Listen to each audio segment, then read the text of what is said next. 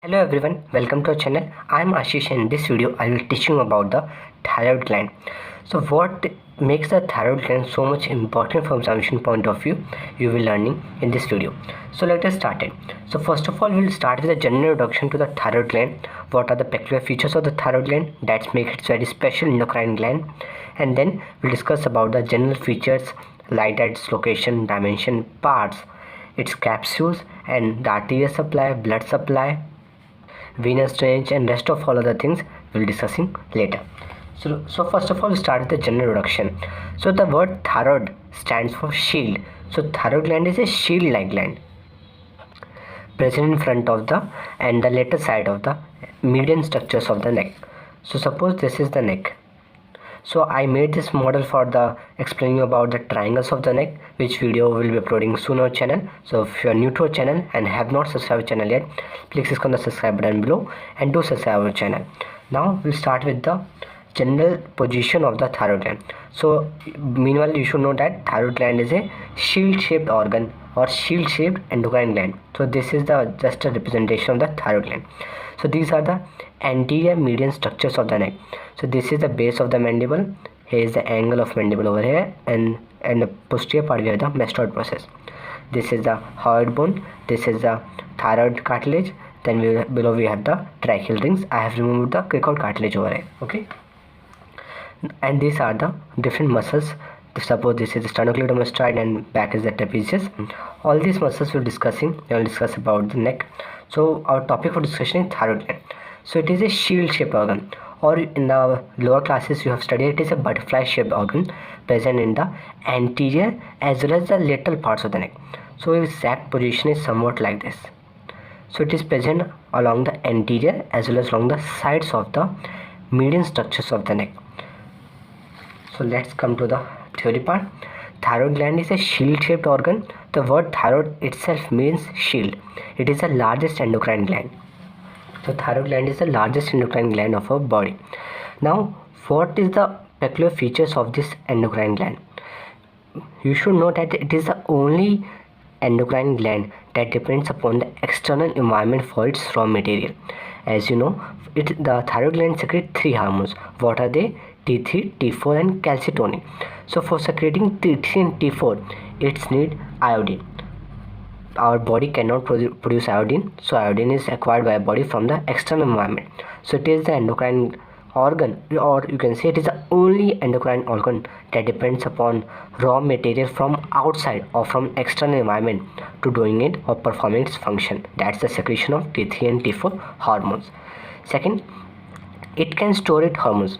Basically what happens, if you take any other endocrine gland like adrenal gland or pituitary gland, as soon as the enzymes the hormones are formed, it is secreted to perform its function. Okay, but the thyroid gland is a very special gland because it can store its hormones, that's the T3 and T4, which regulates the basic metabolic activities and has a variety of other functions that we say in physiology part.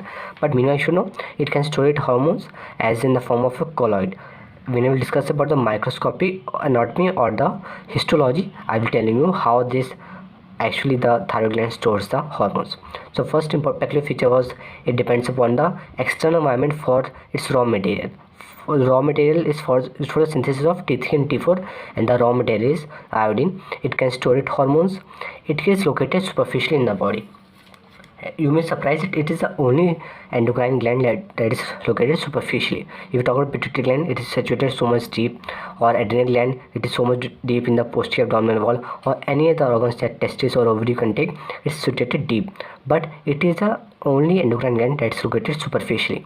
So if suppose this is the neck, so the outermost covering will be skin. So we have removed the skin, then we see the superficial fascia, deep fascia, and platysma is also present there in the superficial fascia.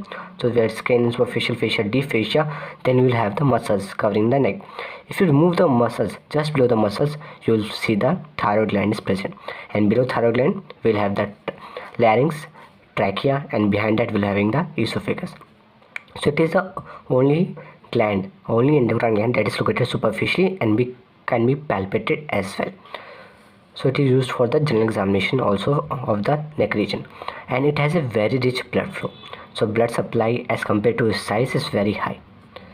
Now let's see about the location. Now we have discussed the general location of the thyroid gland, that's located in the anterior as well as the later side of the anterior median structures of the neck, or you could simply in the front of the and the later sides of the neck. But if you talk just more precisely, you can define it as it is located in the part of the lower part of the front and the side of the neck, opposite the C5, C6, C7 and T1 vertebra. So behind the thyroid gland, which vertebra level? So suppose this is the vertebra column.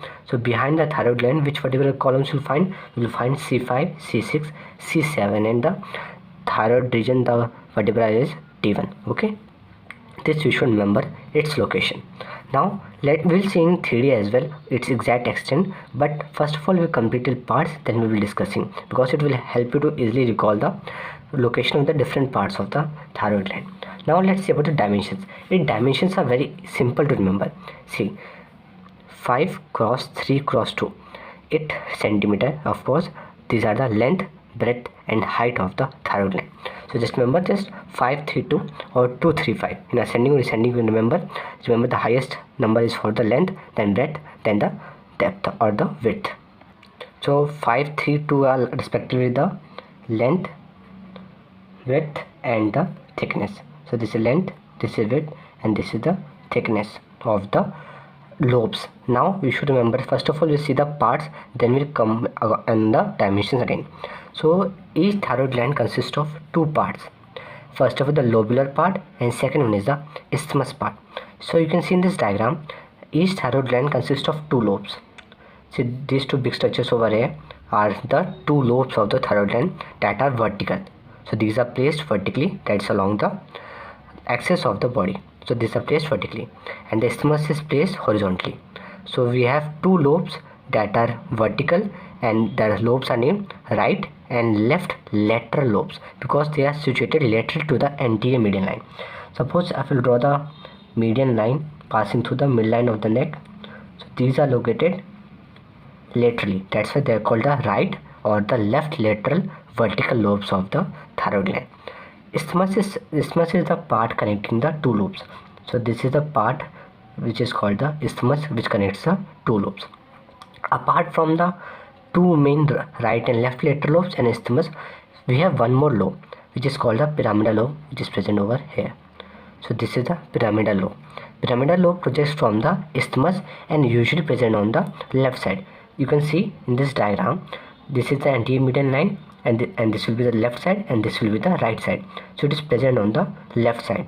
It is usually to the left but can arise from any of the part. Okay, and one more thing, and whenever you are making a diagram, make sure that the lobe usually extend from the or persist in the left side. So make the diagram always anatomically correct. Now let's move on to the dimension again. So then the dimension, the 5 cross 3 cross 2, that's the length, width and thickness respectively. These are belongs to the, or these are dimension of the these two lobes. But what about the isthmus? Isthmus length and width are almost identical. You can see it's more or less like a square. So these dimensions are 1.25 centimeter cross 1.25 centimeter. Its length as well as width is nearly identical, and weight of the thyroid gland is 25 gram. The weight of the thyroid gland as well as that of very important salivary gland, that's the parotid gland, is identical. That's why you can always remember like this: the thyroid gland as well as parotid gland weighs around 25 gram. Now let's come on to the one more point over here in the parts. So as I already told you, it consists of two lobes, right and left lateral. Pyramidal lobe is the extra lobe which is present in some of the individuals, and we have an isthmus connecting the two lobes. It is always or more frequently seen that the pyramidal lobe is connected to the body of the hyoid. So this is over here is the hyoid bone consists of two parts, body and two cornuas, lesser cornua and the greater cornua. So to the lower part of the body, one glandular structure or fibrous structure is attached. Usually it is fibromuscular, so you can either mention it as fibrous or fibromuscular structure, which is connected to the body of hyoid bone as well as the pyramidal lobe. That is called the levator glandulae thyroideae. So just remember the spelling, because sometimes the Viva, the examiner may ask the spelling also. So levator glandulae thyroideae. So there is a structure present over here which connects the lower part of the body of the hyoid bone to the pyramidal lobe. So if you had showed the help diagram, so this is a fibromuscular structure, that's why I am drawing with green as well as brown sketch. So you should remember, always remember, it is a fibromuscular structure, or sometimes you can also refer to as fiber structure. So this is called the levator glandulae thyroidae. Now let's talk about the extent of the different parts of the thyroid gland. As I told you, it extends from C5 to T1. Okay, it is about the general structure of the or general location of the thyroid gland. But if we talk about in precisely about the particular lobe or particular right or left lobe, the lobes extend from the oblique line on the thyroid cartilage. See, thyroid cartilage is very important to study, that we'll discuss in the larynx, but I think you might have studied that on the thyroid cartilage anterior side, or on the lamina of the thyroid cartilage on the anterior side, one oblique line is present which marks the attachment of a different muscles. So the superior boundary or the superior limit of the lobe extend till the oblique line of the thyroid cartilage, and the isthmus and the as well as this was the superior boundary, and the lower boundaries are the fifth or the sixth tracheal ring. So this is the thyroid cartilage, this is cricoid cartilage. We'll have first, second, third, fourth, and this is the fifth. So this is the fifth tracheal ring, and this is the sixth. So it extends till the fifth or the sixth tracheal ring. In the diagram, the thyroid gland I have made, it extends till the fifth tracheal ring, and isthmus extend across the midline from the in front of the second. So this was the first, so it is second, third, and the fourth. So some part you can see over here. So second, third, and fourth, it exists or is present in front of the second, third, or the fourth. In the viva, the examiner usually don't ask about the extent of the lobe, but he or she may usually ask the extent of the isthmus. So always remember, isthmus extend anteriorly across the midline in front of the second, third, and the fourth tracheal ring. In this 3D model, we'll see till now what we have learned through the theory part. So this is the anterior view of the body, and now we'll focus on the, especially on the neck, and the structure that we have to study, that is the thyroid gland. So this is the view from the side. You can see it exists in the front of the C5, C6, C7 and the T1 vertebra. So this is the thyroid gland over here. One more point you can see over here that we already discussed is the very basic general peculiar feature of the thyroid gland, that was it is located superficially in the body, so it can be palpated, and the method of palpation is rather slightly different. We palpate it from the behind. Now let's talk about the different borders and the surfaces in the 3D that we'll see in the later part. So this is the thyroid gland, and it has two lobes. So this is the left lobe, and this is the right lateral lobe. So these are placed vertically in the body. In the midline or the center structure is the present the isthmus. So this is the right lobe, and this is the left lateral lobe. In the center I will show the blue color. So this is the isthmus. So you can see it's more or less a square structure. That means its length and thickness is nearly same. That's around 1.25 centimeter cross 1.25 centimeter. In the each lateral lobe consists of an apex, a base, and we have two borders, anterior border and a posterior border is present in the back. Apart from that, we have three surfaces that we will see in the later part of this video. And each isthmus consists of a superior border and inferior border. Let's show them the different color. So this is the superior border, this is the inferior border. The front surface is the anterior surface, and the surface present in the back will be the posterior surface. Now let's discuss about the capsule which surrounds the thyroid gland. So suppose I have a crumbled piece of paper over here. Okay, this is a crumbled piece of newspaper. So this is the general thyroid gland. Okay, and these are the main tissue. So the outer structure over here is the true capsule. So what happened, the deep fascia of the deep cervical fascia, it has various modification. One of them is the tracheal fascia, or you can say pretracheal fascia. So pretracheal fascia covers the thyroid gland. So this is the pretracheal fascia. It covers the thyroid gland. Okay, or it surrounds the thyroid gland, and posteriorly it is very thick. So suppose this is the posterior part and posterior is very thick. So you can say that thyroid gland consists of two capsules. The inner one was the true capsule. So that there are two capsules in the case of thyroid gland. The two capsules are the outer false and inner true. The inner one was the true capsule because it was formed by the glandular structure of the thyroid gland. Okay, the actual stroma or the tissue of the thyroid gland was forming the true capsule. So the true capsules are over here. So this is the thyroid gland. So its outer hard covering was formed by its own tissue. That's why it's called the true capsule. And the pretracheal fascia, it covers the gland and forms a false capsule because it's not a part of the gland. That's why it is called the false. So false capsule is formed by the splitting of the pretracheal fascia. That red structure covering over here. So this was the thyroid gland. So this was the true capsule covering the thyroid gland, and this was the false capsule. The outer red one is the false capsule. The false capsule on the medial surface of thyroid gland, or especially on the posterior part, it is very thickened because it is attached to the cricoid cartilage, and this structure is called the ligament of the Berry. So if somebody asks you what is ligament of Berry, so you can check out the spelling, ligament of Berry. So ligament of Berry is nothing but the thickening of the pretracheal fascia on the medial aspect or the medial surface of the thyroid lobe. So in the MCQ it can be asked like this to confuse you. The ligament of Berry is present on the medial aspect of which of the following structure? Lobes or the option of isthmus. So you should mark your answer as lobe because it is present on the medial aspect of the lobe. Now let's talk about the general features of the lobe and isthmus. Each lobe consists of one apex, one base, three surface and two borders.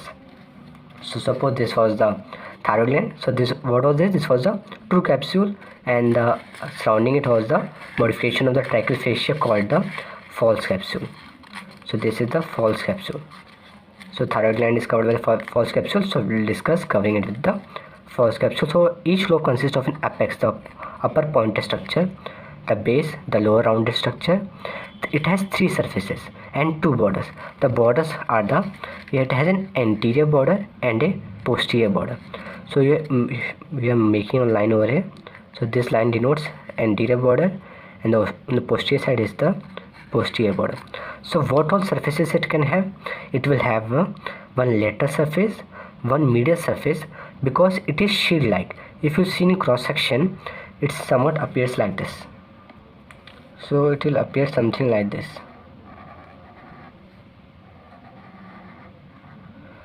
Okay, we have made a cross section over here. So it will appear something like this. These are of the whole two lobes, and this first part is the isthmus. Okay, so these are the two lobes and this is the isthmus. So it will appear something like this.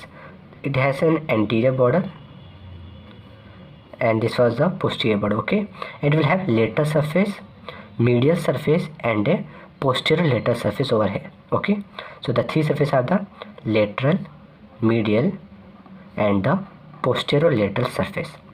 So that each lobe has an apex, a base, two borders, anterior and posterior, and three surfaces, that's the lateral, medial and the posterior lateral surface. Now let's talk about the isthmus. Isthmus is, you can easily understand by comparing with just a sheet of paper.